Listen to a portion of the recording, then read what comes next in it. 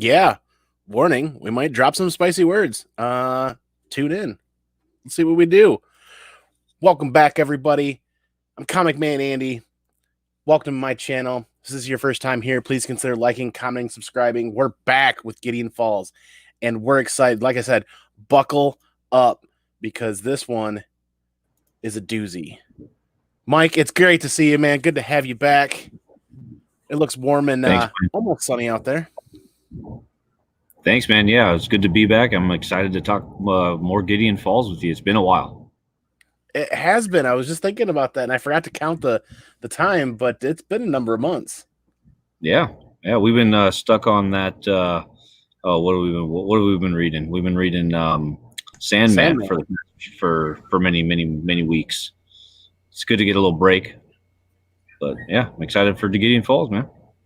Yeah, and this one's a doozy leading into. I can't wait for Volume 5 because yes, Jackson, great to have you back, man. Good to see you. Can you fill everybody in? This is Downright Annoyed with Comics, the traveling comic book show. Tell us a little more about that. About this show? Yeah, so, put me on the spot here, Andy. You didn't prepare me for this. Yeah, because I goofed up the opening. That's fine. You did fine. Yeah, so this is our show that basically every week, or we try to make it every week when we can, somebody chooses a volume or a series of issues of comics, and we read them and talk about them on said person's channel. So every week it'll bounce back and forth between myself, Andy up there, and Mike over at Downright Nerdy Podcast. And yeah, we try to keep the series on the same channel. So Gideon Falls is here. Sandman is over on my channel. Michael just keeps picking the worst books. So he hasn't really had a streak yet of much better at picking movies than I am at picking comic books, apparently so. Yeah, but yes, I'm excited to talk about this because boy, this felt like going from like a college age reading level back down to something where I didn't have to fucking like struggle to read through it and try and understand everything that was going on. So I'm excited to talk about it. I really enjoyed this. I'm excited because this book it answers one of the questions the three of us had for the first 3 volumes. We're like, huh? And then eventually they get to it. Let me hit up this chat really quick because there were people tailgating in here early. Like Donnie the Mastodon was in here a couple hours ago and said hi. Captain Comics was in and said hi. Ruben Guzman. And I could probably just go ahead and get right in here and do it like this. There's Ruben. Good to see you, man. Captain Comics, great to see you, man. Mates and Mermaids. Kate Titus, hope you're doing okay, man. I know you guys had an earthquake out there. 60 cacti that fell from the shaking. Ooh, sorry to hear that. Good to see you back, Captain. And that's who's hanging out for the moment. Thanks, everybody, for tuning in. So, yeah, we got to recap a little bit. It's been 2 or 3 months since we read Volume 3. And Volume 3 leaves us with the father and Norton swap, if you remember. Yep. So yeah, the father is in the priest, not Norton's father. Yeah. Yes. Father the priest, Father Wilfred. Fred. Right. Fred. Yeah. Yep. Father Wilfred. Just call me Fred. Yeah, that's what he always said. He swaps with Norton, and then the last issue of Volume 3 kind of closes out with Norton reuniting with his dad, and then his dad in the hospital for heart issues. And then, do we even have a name for this thing yet? It gets to his dad. The smiling man. Smiling face, right? Yeah. Smiling man. Something like that, right. We've got the smiling man and the center. Those are like the two bad guy. The center is kind of new to this volume, though. Yes, it is. So, I mean, if we want to kind of if I could just jump on the recap episode, I mean, one of the biggest questions that we've been all kind of having in our head, like, what is this Black Barn, and what like, how were they moving into like different time periods? Because we were seeing a time shift with some of the characters throughout the first 3 volumes. but we weren't really like there was always something a little bit different with each one. So we were trying to figure out like, how is this? Is it like a dream? Is it supernatural? Is it an alternate universe kind of thing?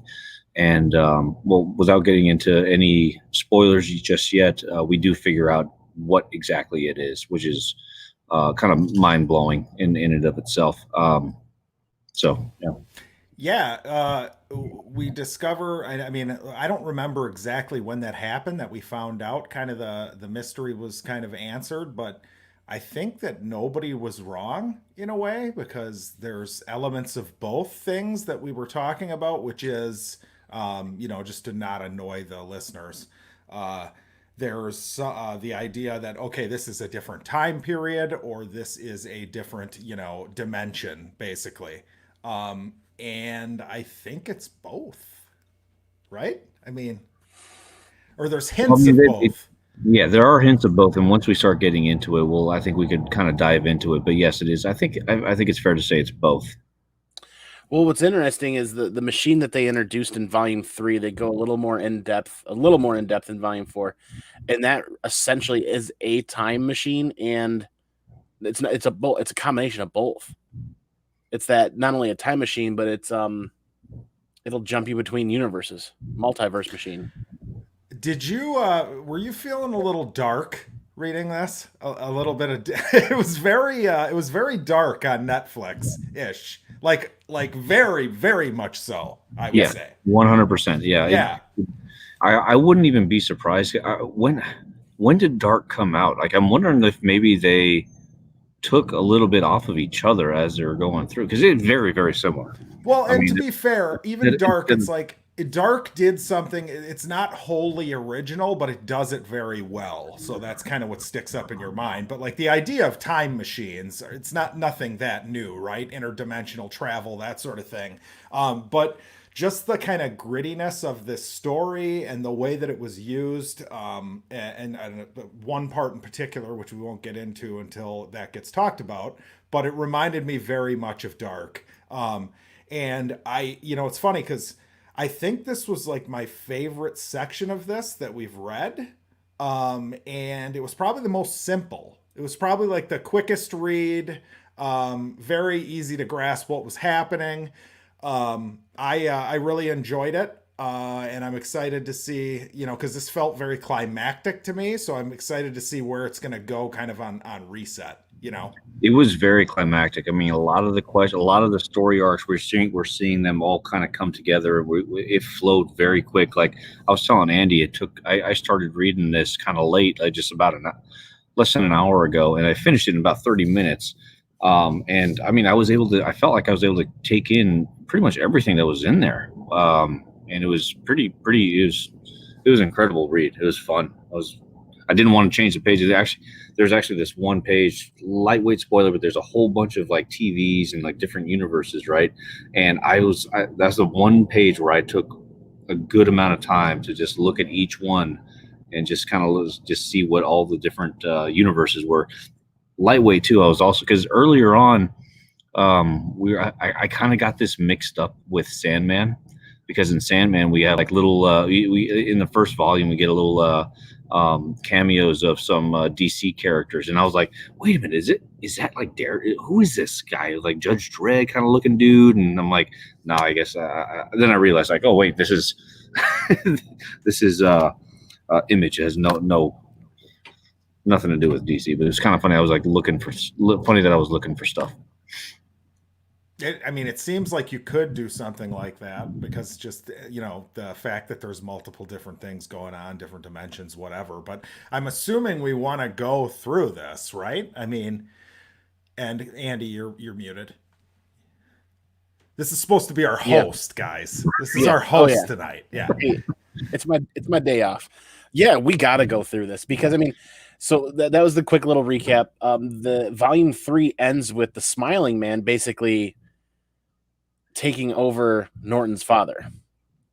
That last panel, you see his father, his beaming smile and the red eyes, and it says "to be continued," and you're like, whoa, can't wait to read this now.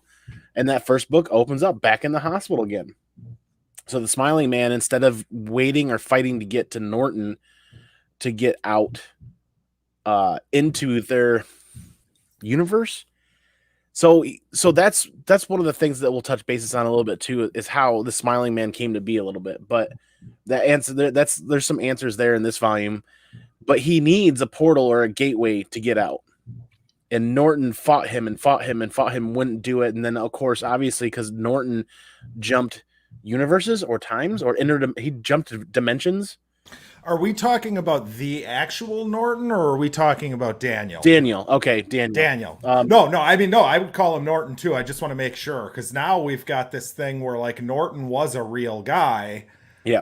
And something goes down here where we kind of find out how his I think name for the became purposes Norton. of this volume, we should just refer him as Daniel Norton. Probably, because yeah. I mean that the original Norton, that's just a name that he adopted because that's all he remembered. Right.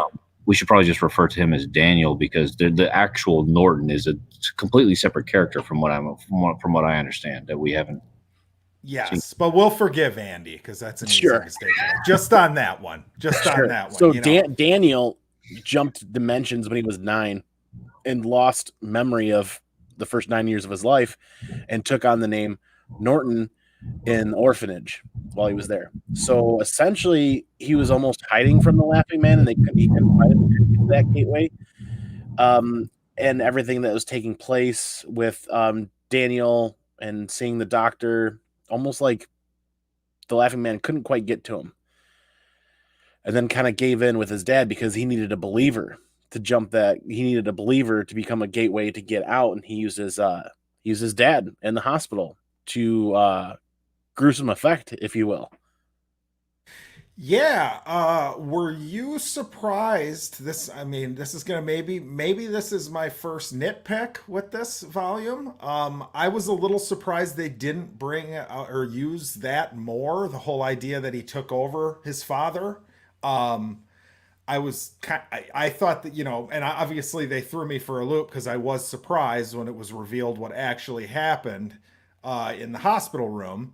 But you find out quickly, and it's Daniel's dad really doesn't do much as the Smiling Man, right? I mean, correct. It's literally just a gateway, right? I mean, if I were to nitpick as well, I mean, that's probably something that they really could have capitalized on, just having him be like the bad guy with, being controlled by the Smiling Man throughout the issues. That would have been great. I mean, it was great anyways, but yeah, maybe it's just because it's more the generic writing thing to do, but I thought it was going to be like, oh, he's disguised as his dad. And we're going to have this thing where the characters are, intermingling with the dad and they don't know that he's the Smiling Man, right? But instead, they kind of took it a different direction, and it made it super fun because it was like an action-packed series of books, because there was always crazy shit happening. So, I mean, I just thought that was an interesting choice. And the way that they that the Laughing Man switches from person to person was freaking disgusting and great. I loved it. I mean, just the vomiting of what was it? Here's a spoiler alert. If you haven't read this, don't look away. But here's how the Laughing Man transfers from person to person. It's super sexy. It's gnarly. Isn't there another, it reminded me of some movie. I don't recall which one, but there's something similar where that kind of happens. That happened. If you want to go check out my channel, we reviewed all the Friday the 13th movies, and the worst movie was Jason Goes to Hell, and Jason was like this little like snake creature that jumped from person to person by being vomited up in the next person's mouth. So that's what that reminded me of. But, oh, you know what it reminded me of? The Strain. Yeah. Okay. But yeah, I like that. I like the fact that it's bugs, because in particular, I find bugs fucking disgusting. So yeah, I liked that. Creepy. Yeah, but is that the climax of the first book of the volume? Is that first? I think that's the second, actually. But I like the fact that the Smiling Man only used Daniel's father as a gateway. because it's like he's still trying to run and hide. It's like he's out, he's here, he's running, he's hiding a little bit, until he's ready to play his cards, because that's eventually something he does. Yes. But if he just stayed in Daniel's father, I mean, how does he? Well, I think they would pick up on that too fast, because I think what they would do there is he would be, you know, the plowman or whatever come grab him, and they have some, you know, conversation, and all of a sudden the bad guy learns of their plans, and they could have gone that way with it. But again, this was a whole lot more exciting to do it this way, because So also, go ahead. sorry, I was going to say, I know that was the climax of that first issue, but in addition to that, the kind of a side note is that Father Fred meets up with the priest or the bishop. Yes. And he's with Dr. Shu, and they are like, he's introducing him to the big machine with all the TVs, right? they get abducted first by two of the followers of the church, which was interesting. Yeah, that's right. Yeah, because when we last saw them, he was just standing in the middle of that trash heap in Gideon Falls, that alternate universe, and then we see Dr. Shu right there, and they both get like chloroformed, right? By another we find out later it's another father of some sort, and brings him to the bishop. Two unnamed followers. I don't think they're really I don't think they're actual like people that we really need to know, because we never see them again. But yeah, so they introduce them to, or bring him back to the bishop, and the bishop shows them the big old, what do you call it, the computer, and the pentaculus or whatever it's called. Yeah, right? that's what they call it. I like, or is it crazy? And I don't know if this is just because the characters look alike, but I almost feel like the bishop is going to be the very old version of like Fred or something later down the road. Either Fred or freaking even what's his name? The main character, Daniel. Yeah, could be, because there's definitely I really like that whole like secret society that is, you know, like the bishop's probably been working on this plan forever, you know. So I like all the places they can probably go with that as well. I think the bishop is Father Fred in the future. I think just because you see Dr. Yu in this volume as well, the older version, she's like the village leader of the town in the center, and we'll get there. But after the two of them get knocked out by the two church followers and get brought back, they wake up in stark white rooms, and you're like, well, what's going on now? You don't know. You kind of have an idea of who abducted them, but there's a very important panel in here. When Father Fred wakes up, he grabs the first thing he grabs is the Holy Bible, and he opens it up to a ribbon, or the ribbon is a place marker in the Bible. And there's a phrase clearly printed in there, and everything else is garbled around it. But this one phrase is, again, the devil took him to a very high mountain and showed him all the kingdoms of the world in their splendor. That's exactly what the Laughing Man is attempting to do. Yeah, and the bishop's kind of doing it too at that moment. Uh-huh. Mm-hmm. So maybe the bishop's an asshole. I mean, who knows? Maybe. You know what I just realized? I don't know if you guys realize this, or even if it's something that's a thing. As you get closer to the center of all these different worlds, the bugs get bigger. Yeah. I mean, I wonder if that's kind of like a thing. I didn't notice that, but now that you said it, yes. The further you are from the center, the bugs are maybe smaller. I don't know. Right. Well, and like getting ahead of ourselves, I'm super excited to see, you know, what is that society like at the center? What is the center? The village? Yeah, like they said, so they've been just fighting off those giant bugs forever, or well, they said that they also have to come back, right? Right. What the other guy said. Anyways, all five of them. They say all five of them have to come back to the center at some point, and that's the father, the priest, the soldier, and then two others, and I forget exactly what they call them. So you got Father Fred, obviously the priest. You've got Daniel. You got Daniel's father.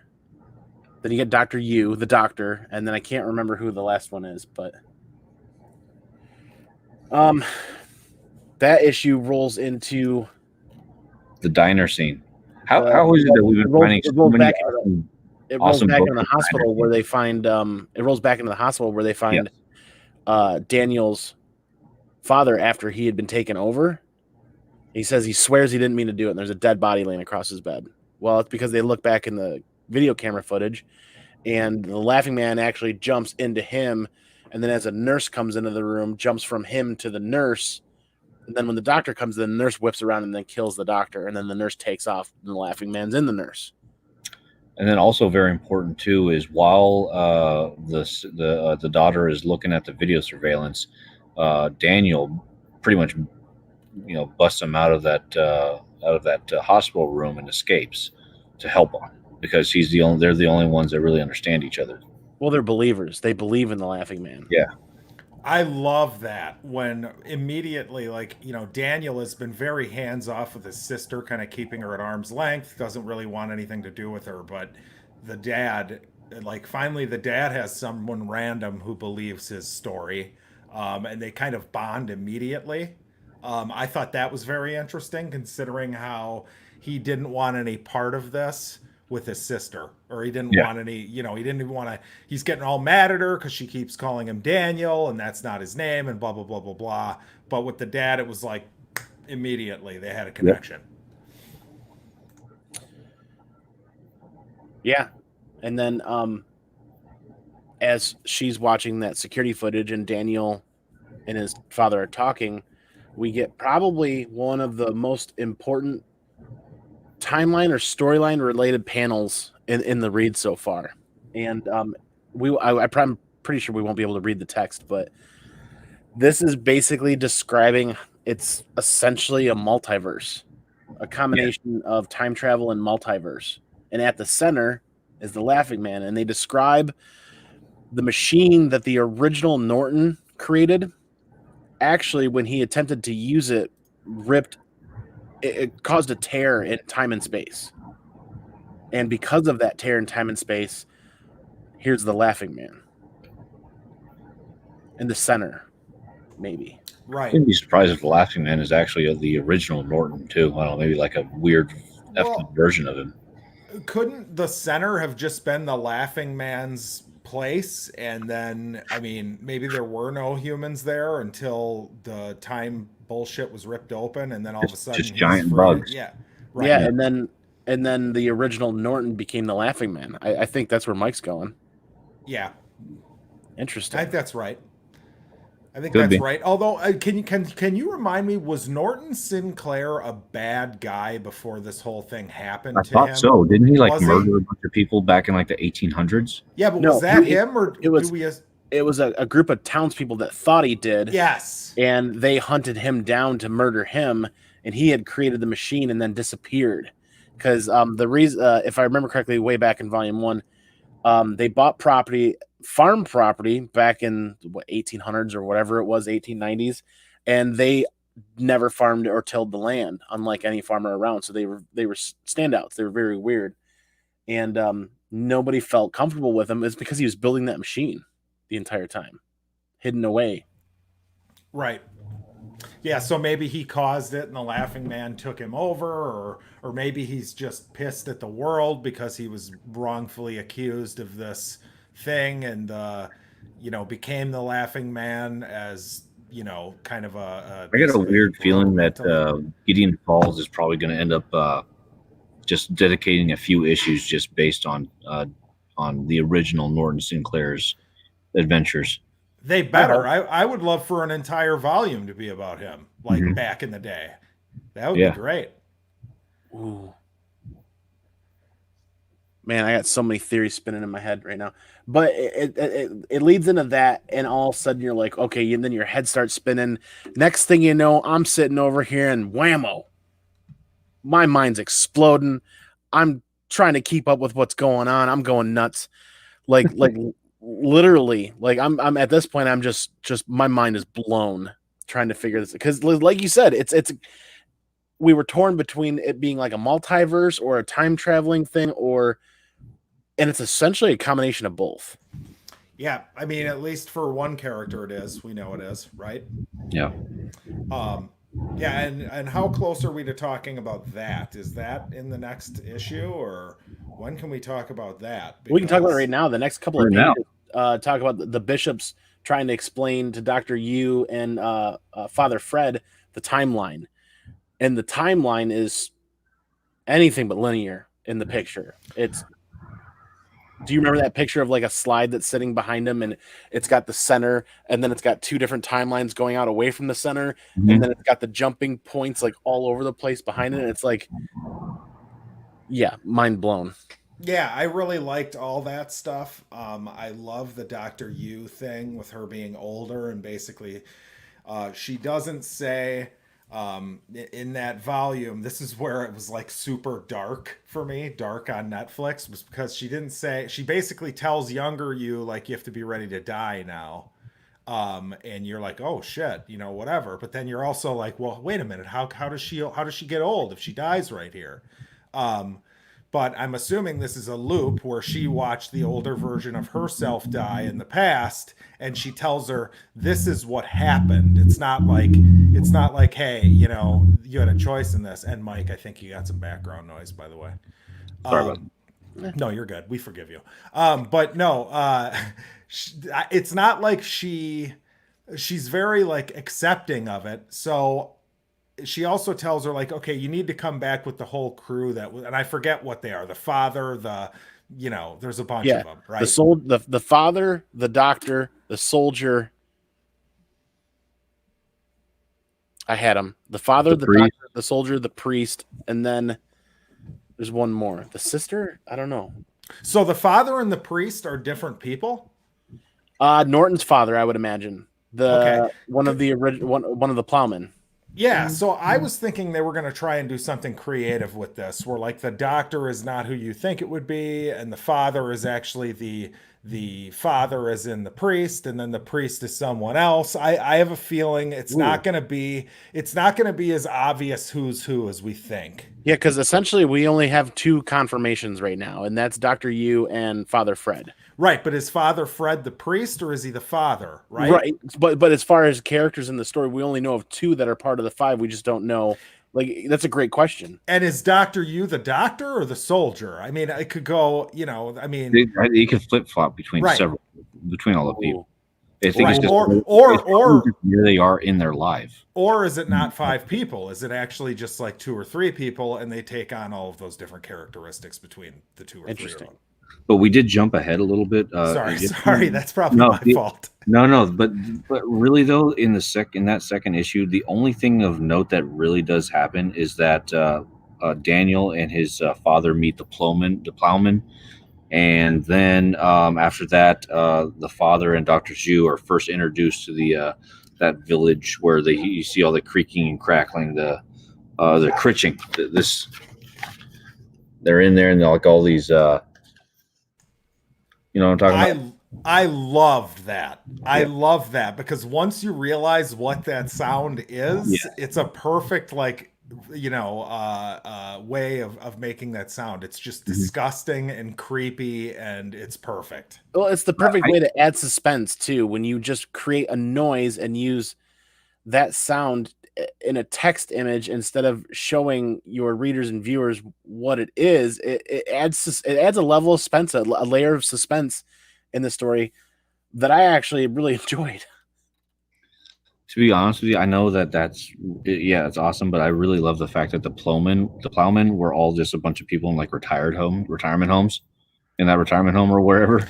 Yeah, so that's my one nitpick. That's my one really nitpick so far. Is the plowmen have been around for 100 years or hundreds of years, and here we are left with just that's all that's left. Group of it's like complacency got the better of them over the years. So I guess that's everyone would start. It would get so much farther attached from reality that it would only be the nuts that were part of that crew, right? Like it's like people now who believe in witchcraft, right? Yes. Like nobody believes in witchcraft, whereas back then there's like thousands of people that believed in it.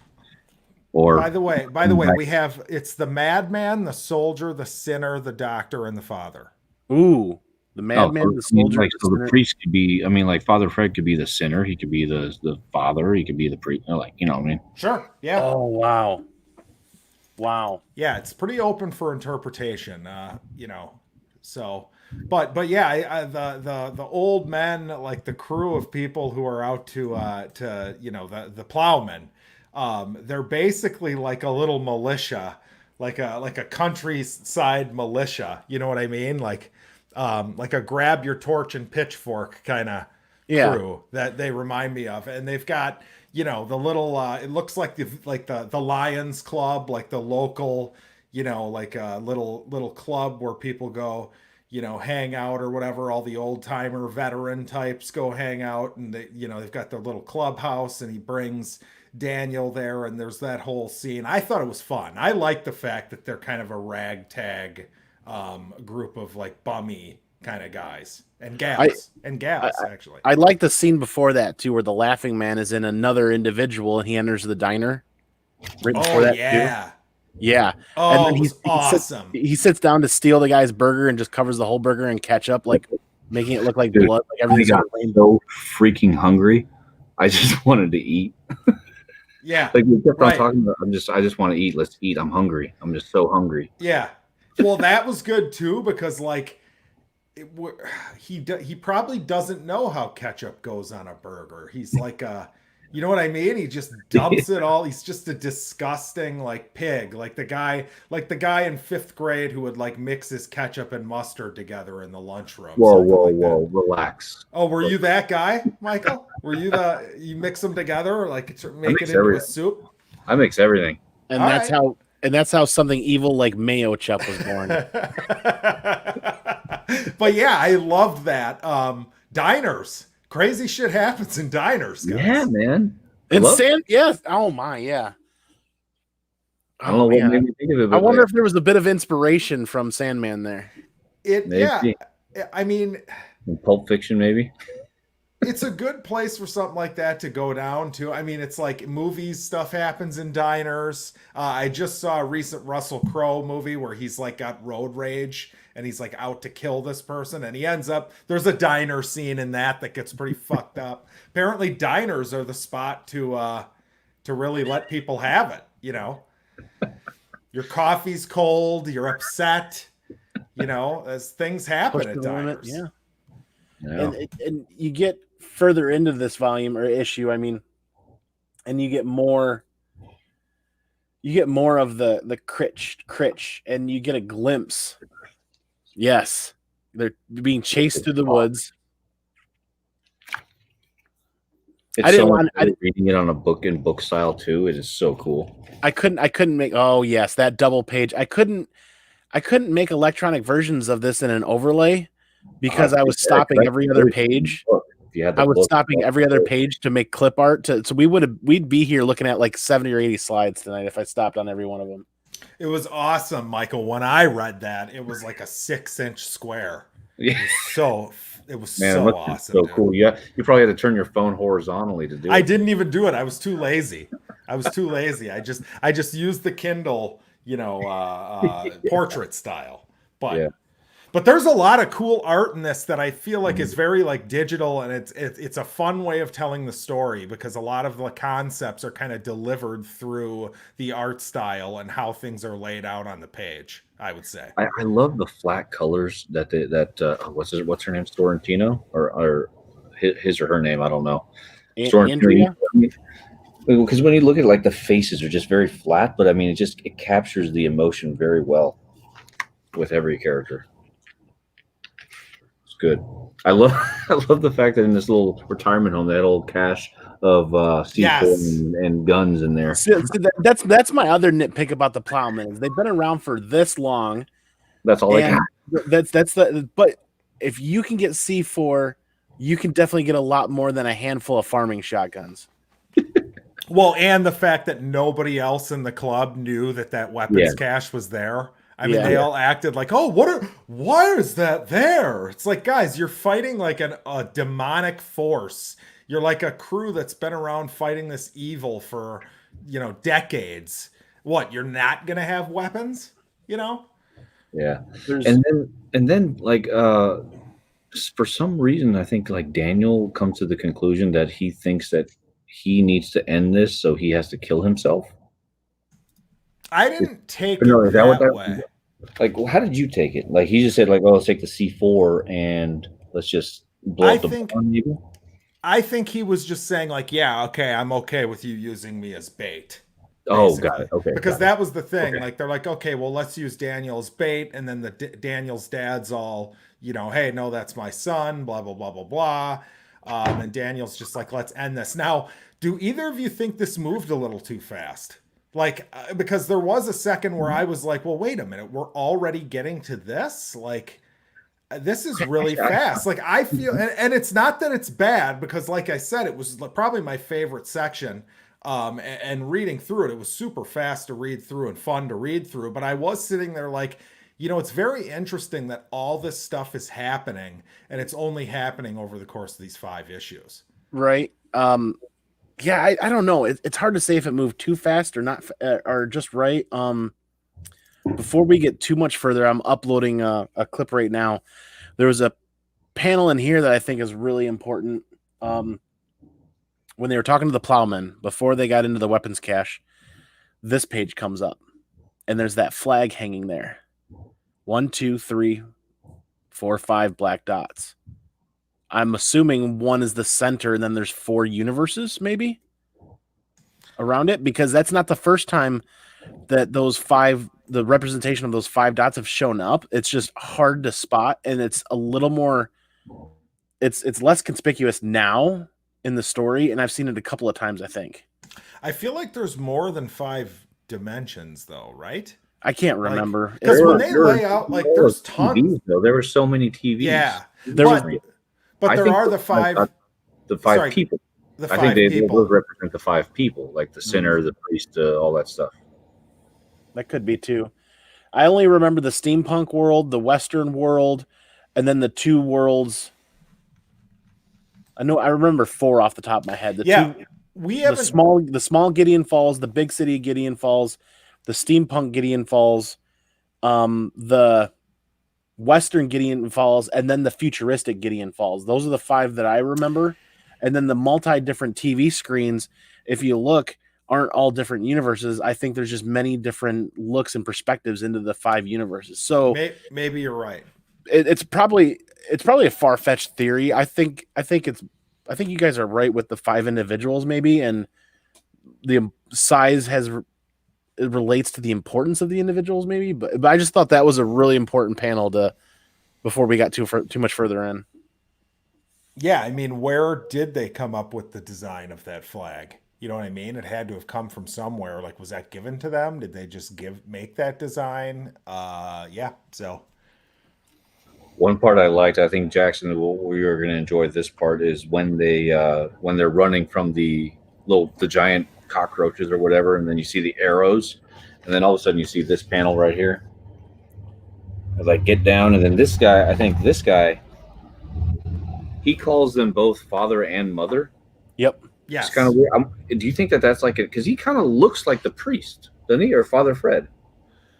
Oh, that's he looks a little more like Asian Pacific or Hawaiian descent, kind of. He does, but I mean, oh, you mean like they could literally be the parents of? I'm thinking that. I mean, because like they're super old in here, right? All I thought was this was absolutely post-COVID, because everybody's in their masks. They can't go into Walgreens without throwing their masks on in this universe. Clearly, this is definitely a world ravaged by COVID-19. So okay, that's an incredibly the son of Dr. Yu and Father Fred, maybe. I think that's what it is, because when you think about it, she's a psychiatrist. He's having he has lightweight PTSD from his past relationships, right? I mean, maybe that's how they kind of they're both kind of and then if you see later, they both have this moment where they're going through and he tells her hey, just tell me who you are, because she's scared, and she's like, it's funny because I'm a psychiatrist. She's like, well, we both kind of have similar jobs, right? He's trying to calm her down, and he's been distancing himself from the church. He's been wanting to distance himself from the church, and that's one of the reasons why the bishop picked him. Is he continues to falter or fall but he always finds his way back somehow. Yeah, and I mean, not to mention, there's the obvious sign they like hold hands in this. Like, clearly, they quickly get. I think that's what it is. I mean, that was the first thought. Yeah, and by the way, I made a joke about the virus and the mask, which fell flat on its face, but clearly the monster is a representation of some sort of virus, and they're wearing those masks to stop the bugs from getting in their mouths so they don't get taken over by the bad guy. You're giving me goosebumps, man. Come on now. I mean, that's why they're wearing them, right? Yeah. That has to be why they're wearing them, right? I didn't pick up on that at all until we get to that village near the center, and everybody's wearing them. They're not really wearing a whole lot of clothing. Right. They don't need to. I mean, the only way the cockroaches can get in their mouth is through them, or get into them is through the mouth, right? Yep. So that's why they're wearing that. Now, it is interesting that Daniel wears one, though, because how would Daniel have known all this? Maybe he saw it in a vision, maybe? I mean, I don't know. Do we have a reason to believe that Daniel visited this village at some point? Do we have any reason? It's entirely possible in the time frame when he was 9 that when he jumped from one universe to the other, that in that jump, in that moment, he visited all of them. Was he wearing one when he was locked in the basement or whatever, or when he entered? When he was a child in the orphanage, he was not wearing one. He was not wearing one. Okay, so this isn't something where like they saw him with it on and they saw him as some sort of deity and like took over and wore the mask. Right. That's not what it is. I think it is because of the bugs getting into their mouths. That's the only thing I can think of. Now I got to go back and look. It's going to kill me now because remember when we read volume 2 and we weren't sure if Daniel and Norton were the same person, but we found out in volume 3, we found out because he fell out of the tree and cut his lip. Well, up until that point, he'd been wearing the mask the whole time. So he fell out of the tree and cut his face before he jumped universes. So the fact that he was in the orphanage, I got to look at that while you guys talk for a minute, because that's going to blow my mind. Yeah, like, is he wearing the mask to cover up the scar, too? Or is he wearing it because he saw this place and everyone was wearing them and he just, like, doesn't know why he feels the need to wear it, but he feels safer with it on? Because I wonder, because this whole entire time in volume 1 and volume 2, the mask prevented us from knowing who that person was because of that scar. But I don't know. I can't remember off the top. I could have sworn he wasn't wearing one as a kid in the orphanage, and the orphanage took place after he jumped from one universe to another, or multiverse, or I'm going off on left field now, but no, it's kind of fun because I wasn't really thinking about any of this stuff until right now. So that's why these conversations are fun. But I'm not going to be able to click through Comixology fast enough to find the panel from that. So we can do that as a recap for next time. No big deal. But then at this is the last issue 21. When we're at the mall where supposedly there's like an in progress mass murder going on. And this is what leads both Clara's path and Daniel and his father's path together to meet the Smiling Man. And we see them go into the mall and we see this picture right here. So awesome. Yeah. Oh, it's badass. And his face. I wish we could zoom in on his face because you can zoom in with me because I have it in real form, so I can do this. Hey, Mike, zoom in on this, okay? There you go. Yeah. Man, the Lions win one game, and he's just a completely different person. Don't even get me started. I'm almost upset that they won because they can't fire that bastard now. But so much confidence. Yes. No. It's just some of the art is awesome. And you know what I'm thinking too? I think my previous theory about them being the actual like blood mother. In the very next page, he calls her mother too, right? And then in the next page after that, somebody else calls her mother. So I don't know if it's really a thing. Go down here. Well, they all could be descendants of her.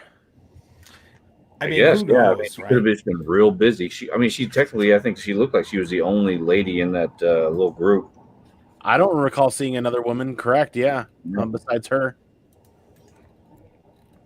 Oh, dude, and then so when Clara and her partner meet the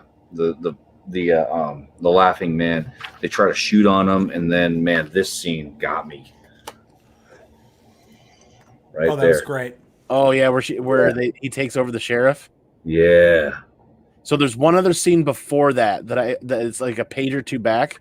Okay. Of the original when he snaps his own neck. Oh, that was awesome, man. Yeah. This is the stuff I live for. So they're talking about him getting to the universe and getting to taking Daniel or wanting Daniel, right? And they're up in arms against the laughing man, and the laughing man's literally laughing. I'm like, you're not going to be able to stop me, whatever. And before they can even pull a trigger, he proves to them that their efforts are useless against him, because he literally grabs the head of the body that he's in and just snaps the neck violently. Body crumples to the ground in an epic fashion, and one cockroach climbs out and scurries over to the next body, and he animates that body. And just the thought of, like you said, it's a bug, it's disgusting, and then being taken over, being infected by that bug and that body and becoming that vessel is a disgusting thought as well. And then the laughing man is pure evil at this point. Question on that. So there's obviously multiple bugs, right?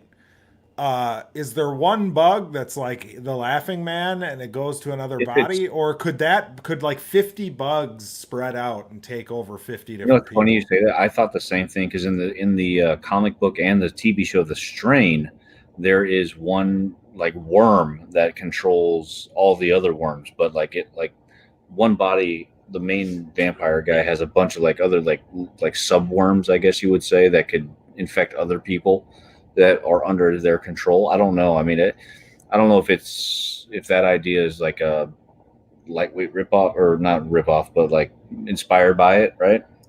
Could be. I don't know. So going back to one of the panels where the bugs were attacking the village, in I think volume 20, right at the tail end, there's actually 1, 2, 3. There's actually 4 women in that crew of archers. Okay. And they all look of different descent. Like there's too much variation in people's ethnicity for it to be just for Dr. Yu to be like the only female. Yeah. Got it. Okay. But it's still, who knows? Maybe she's just the mother because she's the eldest. Because they all look a bit younger than the one older Dr. Shu, right? Mm-hmm. But yeah, speaking of Dr. Shu, in the very next page after that, this one that I showed you, she ends up fighting the bullet, pushing her out of the way, right? Pushing over young Zhu out the way. Yep. So that's eventually, as Father Fred and Dr. Yu, the younger versions, are in that centralized town or village. The village, yeah.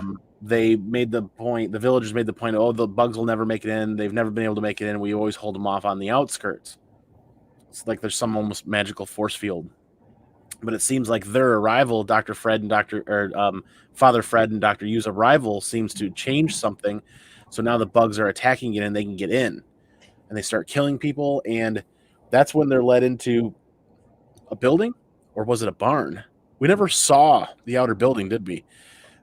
So I'd be really interested to know if it was another black barn in that village that they're led into, where the machine's there and they fire it up to send that version of Father Fred and Dr. Yu back. It's not a barn. Hang on one. I'm trying to get to the page, but I'm on the page right now. So let's look. I just read this an hour ago. You think I'd remember? So it's right here. It's like their church. I mean, is that a barn? Is my screen up, or do you have to share it? There we go. And holy crap, that's tweaking. But right, second panel from the top. Oh, On the okay, right. yeah. It's almost like an outbuilding or a stadium. Yep. Okay.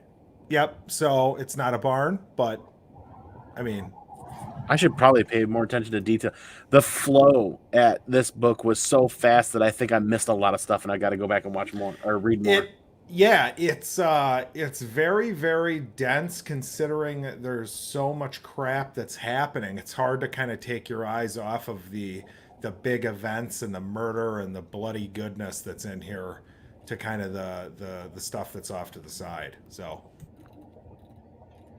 God, the artwork. There's some nuances in the artwork where I feel like facial characteristics might not be the strongest suit for the artist, but overall the art in this book is astonishing. I love it. I like the faces because they're almost like blurry. They're almost like otherworldly. Well, there was the security camera guy at the hospital. His face kind of just looked like a blob. Mm-hmm. And obviously, the person was probably being depicted as large and obese, but that one was kind of was like, what am I looking at for a second there? But you're right. The amount of emotion that's being displayed in the facial characteristics with the colors and with the pencils is. I mean, during the attack in the mall when the sheriff is getting attacked and Edward's sister says, "Tom, look out!" You could see the look on her face of fright.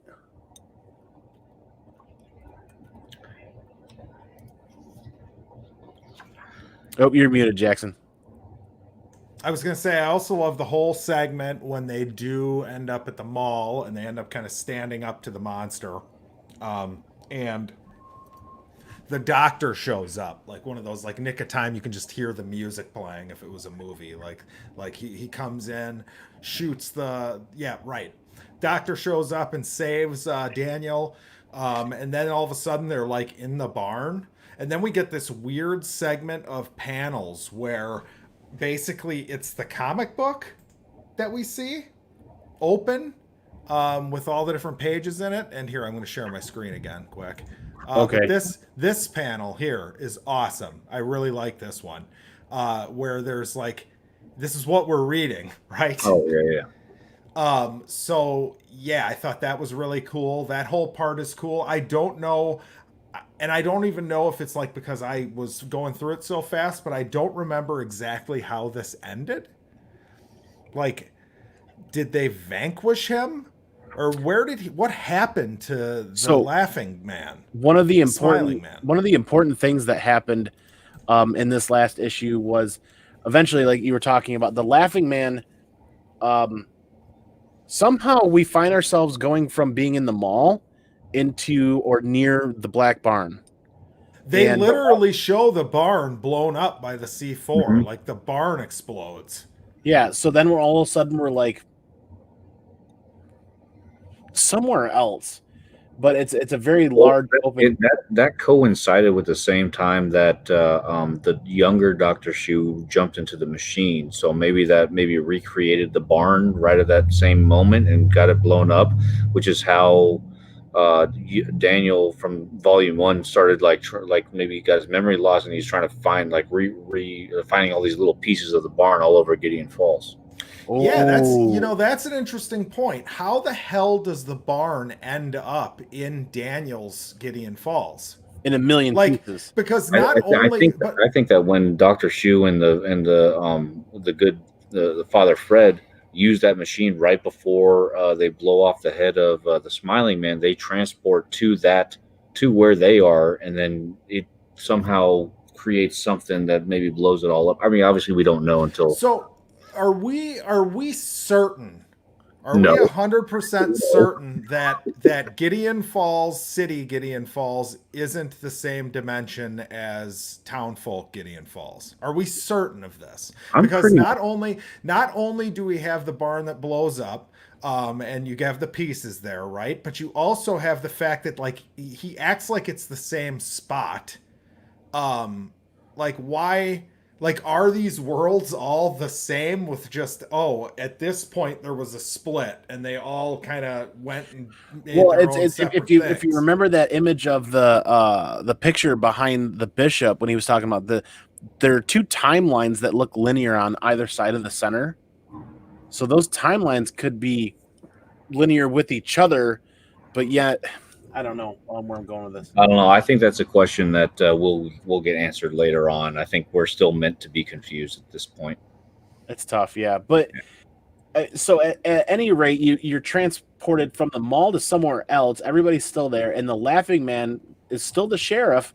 But then this giant, disgusting, massive, like bug body protrudes out the back of the sheriff. It's awesome. Something you can't even really describe. It's like a. It was like The Thing. It reminded me of The Thing. Or Invasion of the Body Snatchers. Yeah.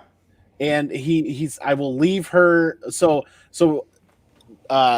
Daniel is essentially trading himself for his sister. If the Laughing Man will leave his sister alone, he's willing to go with the Laughing Man. Is the premise of those two pages? Do we know why the Laughing Man or Smiling Man or whatever is so obsessed with Daniel? Like, why does he need Daniel? We don't. What's that? What? What does he tell him? Here, hold on. Well, he wanted Daniel as Daniel was supposed to be his gateway out. Right, but he's out now. So, hold on. Come on, Mike, hurry up. Hurry up. I guess that physical copy isn't saving you now, is it? Me. He said, "You are everything and you are nothing. Empty, my perfect vessel. I have been preparing you for so long. Come now, child, let us eat." Almost like the Antichrist. Okay, so he's using him. He's like an empty shell that he can. Yeah. But he's not anymore. I think he wants. I'm assuming he wants Daniel as like the ultimate cockroach. I don't know, like the main cockroach dude. I don't know. The ultimate vessel, yeah, the ultimate body that he can reside in forever. But at any point, this is where Dr. Yu and Father Fred jump from the village to this timeline, and the shotgun blast goes off, shooting the cockroach arm away from Daniel. And this is incredibly important because the Laughing Man spins around and he says, "It's nice to see you, Wilfred. Let me show you what I am, little priest. Let me show you what I really am." And he goes to stab him with the cockroach arm, but nothing happens. The cockroach arm goes right through him. And that is probably one of the more important pages is Father Fred says, "I don't believe in you." Yeah, super interesting, right? Because what is that about? Like, why does he not believe in him, first of all? What is...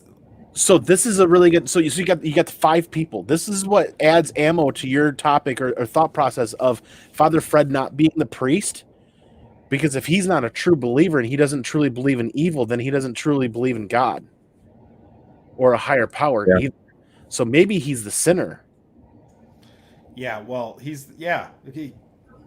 But if he doesn't believe in evil, if he doesn't believe in good, and he doesn't believe in evil, and the Laughing Man can't touch him and can't pass him because he doesn't believe him. So that adds another layer. Can we talk about, sorry to back up here, but you just reminded me of something, how awesome that bit was when him and Dr. Zhu are talking about how both of their like faiths and science and religion have been turned upside down. Yeah. I love that. He makes that comment, or she makes that comment like, yeah, well, I'm a psychologist, so, you know, my book is just as screwed up by all of this happening now as your Bible is. You know what I mean? Mm-hmm. And yeah, is Father Fred a believer in the general, you know, Christian mythology at this point, or where is he at in his head at this point? You know? Yeah, they're questioning their internal system of beliefs, their compasses they're questioning their own moral compasses and their own belief system really now at this point, because what they held as truth, what they held as their beliefs are completely 180 upside down now. Right. Yeah. And the world of Daniel and Norton Sinclair and everything going on is made them completely question everything. Yeah, it is crazy. Like, why does he not believe in this monster, though? Does he, like, And what kind of impact does that have on the rest of the story if that weakness has been shown? Where So this is the tail end. This is the last couple of pages of volume 4. Volume 5, I don't know when it's coming out, but 4 of the 5 issues of volume 5 have released. So there's one more issue of Gideon Falls coming out in probably 2.5, 3 weeks. And then we'll get volume 5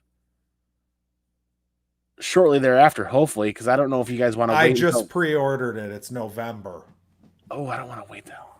I mean, how much are the individual issues on like $3.99 usually? Yeah, well, we might just have to read them. I don't know.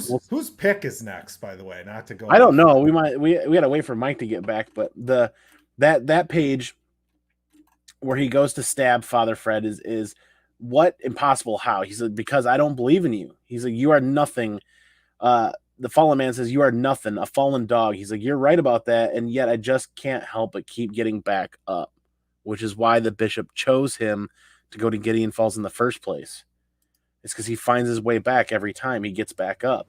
Right. And that's when the laughing man says, the boy and I will be together, ... And then Daniel's sister on the opposite side says, hey, asshole. And then the guy got the cart full of C4 in the barn, and they're running away, and she blasts it. She hits that clicker and blows up that whole barn. And you get that one awesome epic panel of the barn blowing up. So what have you done? What have you done? And that's that image of, it's almost like, you know how a sheet of music looks with all of the different lines? This looks like a sheet of timelines almost. And then there's that one. See, if you look at this image again, I can't share my screen at the moment. There's the 5 dots there again. And out of that centralized larger dot in the middle, if you look at this page, it's got the cockroach arms coming out, and it's got the pages from the comic book opening up. So it's the central dot that this is protruding from, and the pages from the comic book and the little pieces are coming out. That's that one image that you really like, Mike. I love the comic book thing. That's but no, cool. Are you guys noticing that looks like a bunch, almost like timelines, and then the different dots on those timelines? Yeah, man. I didn't even notice that until you just said something. I don't know. I'm not positive they're timelines. I'm having a hard time understanding or finding a way to describe of what those could be, because the flag didn't have any lines on it. The flag was just a white flag with the 5 dots on it. This has all the white and black lines going through it, and then the 5 dots on it as well. Well, and then the final page is just the dot. There are no lines. It's literally the last 2 pages are the flag. Like you're zooming out from it. So, and it's like swirling or folding in on itself. Yeah, I don't think we're necessarily supposed to know right now. So, yeah. God. So that final page image with the 5 dots on it was actually, I'm just remembering now, there was an earlier cover of Gideon Falls that showed the wacky, funky machine on it that might have been from end of volume 2, beginning of volume 3, that had the 5 dots on the cover as well. I have to look for that. But yeah, I don't recall that right now. That says the end of book 4. And that's one hell of a roller coaster, because it was very, I love the pacing of it. I mean, I know that you guys were saying that it may have gone a little too fast, but I think I liked it. I had fun reading it, man. Yes. I have no complaints with this. I love it. I can't wait for volume 5, whenever it is. How many issues are there right now after this? 4 more. So they're 1 issue away from volume 5 being complete. And then Jackson was just saying while you were away, he pre-ordered volume 5, but it's not due out until November or something. Got it. Okay. And then Jackson and I were both like, I don't know if we can wait that long. Yeah, it's that's a long wait, right? Because issue 5 should be out 2nd or 3rd week of October. Okay. I think it's the 3rd week of October. I can't remember, because I feel like I just picked up the most recent issue like a week or 2 ago. So it's either the 2nd or 3rd week. I mean, we've only got like 5 more volumes of Sandman left to read that we could read in the meantime. Very true. Yes. Depending on what Mike picks next. Is it me? I don't know, man, because it was Sandman last time. Is it me? I don't. I think I threw us for a loop by when it came to my pick. I picked Sandman and kept going on Sandman. So I think I threw off our feng shui of Jackson knowing whose pick it is, right? Yeah, exactly. Huh. Well, I don't care. It doesn't matter. Andy, you're the host. Who gets the pick next, me or Jackson? Ooh. Mike, I think it's you, man. I feel like it's been a long while since we heard from you because I think you picked that one off. You picked 30 Days of Night, and then I think Jackson brought us back to Sandman, and then I think I picked Sandman again. And then I think because you picked Gideon Falls. Okay. I think, well, either way, I think maybe I brought us back to Sandman and Jackson brought us back to head Sandman after that as well, because I think we did 30 Days a Night with you, and then I think we did 2 more Sandman reads, and then here we are. I'm pretty sure last time I picked a Sandman, because we're like on volume 6, right, for Sandman? Yeah, something like that. I mean, I got one ready to pick. I'm ready for one here. I got a curveball for us. So do I, actually. Do you? So, Mike, I'm deferring to you. I feel like it's been a while. Should we do a wheel of names with our 2 names written on it and spin it? Yes. All right. Hold on. Yes. All right. Jackson got it. Wheel I'm going to win. Jackson never wins a wheel. So. I'll pull mine up just in case. I don't have the cool images that you do though. Well, I don't have them for this. We're gonna do a new one. We'll have to start a new one. So yeah, this is how professional we are. We've got 3 people and we can't even remember who gets to pick the next book. All right. We'll do DNP. And Andy, you're not on this wheel. Correct. Okay. DNP. Annoyed. Let's go copy here. I'm going to put 8 of them on there. Share my screen. It's so overkill. Andy could literally just flip a coin right now. No, you got to have the wheel. All right, share. Hey, there's a national coin shortage. Nobody's got quarters right now. All right, throw it up. Terrible joke. We're shuffling. I can't even see it yet. You can't see it yet? I spun it. It's going. It's going. All right. So will be reading. Oh, it's you? Oh, you won. Okay. Oh, shit. I won. Yes. I won. So we're going to be reading From Hell by Alan Moore. That's what we're going to be reading. The Jack the Ripper. The Jack the Ripper story. Right? Yes. Oh, damn it. You know what sucks? So we're going to read that. You know what really sucks is that I own that, but it's in storage in the back of my storage right now, so I'm going to have to go to my LCS and pick up another one. I mean, or you could just get it digitally, Michael. No. We'll do this. Here's what's going to happen then. Since I already have a copy, I'm just going to for the how many people are watching this right now? Maybe 4 or 5. For the 4 or 5 people that are watching this, whenever it is we get to do this, probably next weekend. Afterwards, I will do another wheel with whoever's in the chat, and I will give away that copy that I just read to everybody in the chat, to somebody in the chat. Yeah, so make sure you go over to my channel, subscribe, and hit the bell so that you'll be at the From. I'm excited to read this. I love the movie. I've never read the graphic novel, but the movie's awesome. I don't think I remember the movie. Who's in it? Is that Johnny Depp? Johnny Depp. Yeah, it was Johnny Depp, and the dude who played Bilbo in Lord of the Rings was in it too. I think when was this? When was the movie? I think I may have seen it years ago. Like early 2000s. Oh, early. It was like when I was in high school. So now you can guess what age I am. But yes, I like the movie a lot. I got it. It's Alan Moore, so yeah, I like Alan Moore. So you want to see what I'm about to choose? I was going to choose Dune, the graphic. Oh. Yeah. That would have been good too. Yeah. What did it have? I don't know. I've never read it.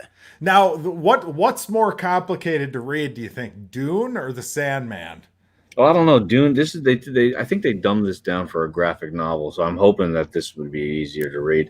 Plus, I mean, Oh, look at this. Gore Vidal. Look, he's never seen the film. She said, oh, man, I think we found something that Gore has not read. I'm excited. I'm going to watch From Hell tonight, actually, after we get done here. But for everybody in the chat, Ricky Mark Statman, Jeff Comic, C. Woodard, Perry, Gore, anybody. I know, well, Gore knows where to find you, Jackson. Anybody else, all of the links are in the description down below. Please hit those, like, comment, subscribe, and check out Mike and check out Jackson and sub up all their content, because this is that traveling comic book show. And yes. And real quick, Gore, have you not read it, or have you just not seen the movie? Oh, I could have just misread that. Yeah. But we'll find out from Gore. Mm-hmm. Yeah, he's probably read it. He reads everything, and he understands it way better than any of us. Yeah, right. Yeah, we're just like peons in the world. He's the guy playing Warcraft with his mouse and keyboard, sending us. Dude, we're playing checkers. He's playing chess. Yes, right. Oh, but he did not see the film. There you go. He's read it. Graphic novel. Question mark. So he's read From Hell. He's just not seen the film. So this would be awesome. Maybe we can talk Gore into coming on. Oof, it'll be tough. It'll be tough. We've been trying. Yeah, he's too good for us. He's you know what he is? Gore is like Krang from the Ninja Turtles. He's just a giant brain inside of like a robotic, thing. He can't be seen by the real world. Yes. He's an algorithm, so to speak. He's not even a person. He's just Harry's playing WoW too. That's awesome. Oh geez. But I can't wait to get a new PC built and get a capture card done and get back to like playing video games and streaming some video games. Like I've seen Perry doing. Perry has kind of inspired me to put a capture card in my next build, and I'm looking forward to that because let's face it, TV and a lot of the content that's on there, you really don't need cable TV. You really don't need it. You can get it all on demand now and watch it whenever you want. So that means I want to get back into some video gaming sometime soon too.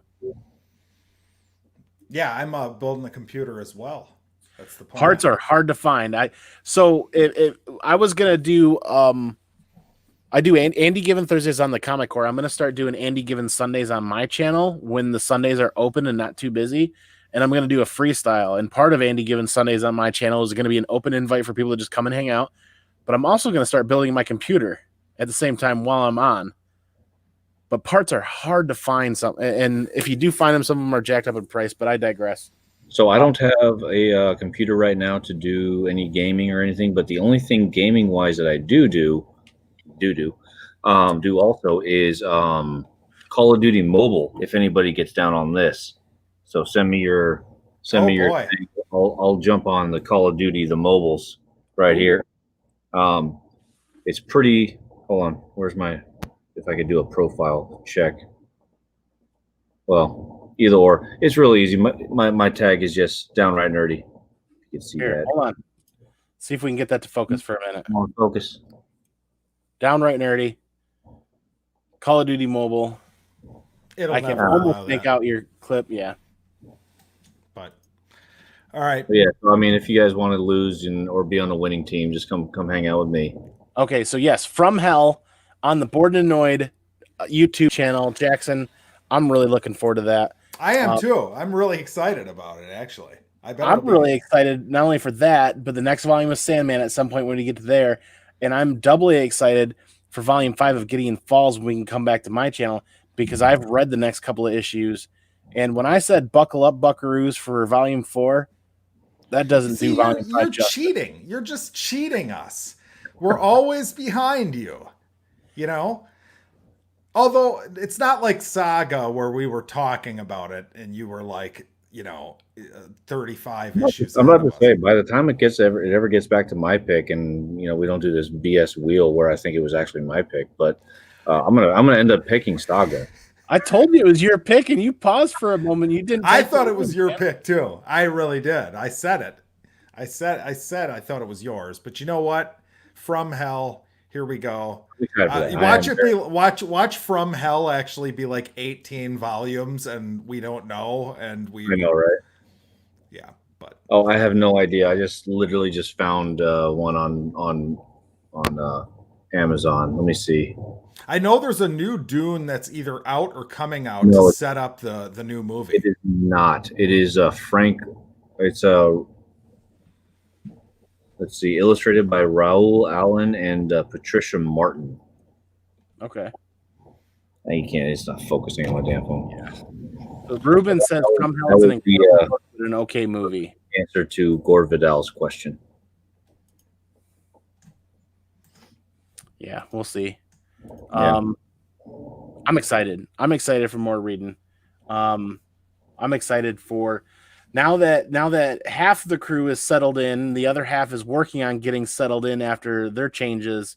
I can't wait, Mike, for you to get back into the studio and get yourself set up. And it's just only a matter of time. Who are you telling? I'm shooting for a December-ish reveal, but we'll see. We'll see. That'd be pretty epic, man.